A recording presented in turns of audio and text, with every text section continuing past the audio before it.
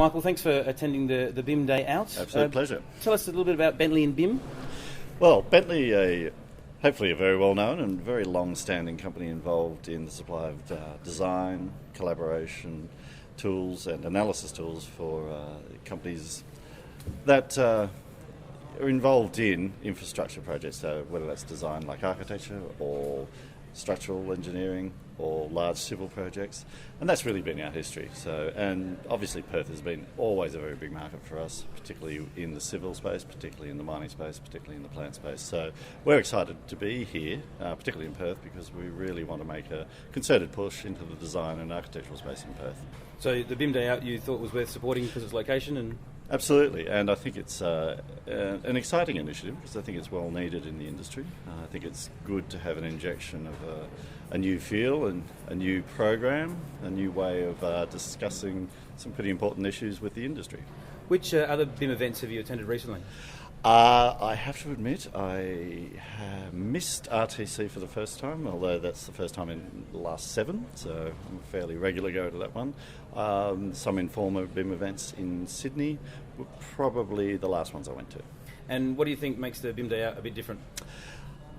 I think you've injected a bit of excitement, a bit of fun, and I think it's just been an awful lot more engaging, probably is the way I'd put it.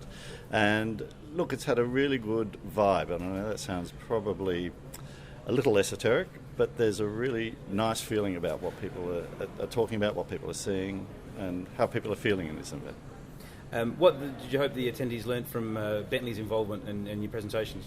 Well, I really hope that they saw Bentley as, let us say, a really viable alternative to some of the common programs out there, but also that we can offer a lot just beyond the desktop, that we can really help a lot of those clients in the really vexed issue of collaboration. I think that's really where our strength is, because we are an open format and because we can talk to most formats and most programs, and that is becoming absolutely critical particularly in moving BIM forward.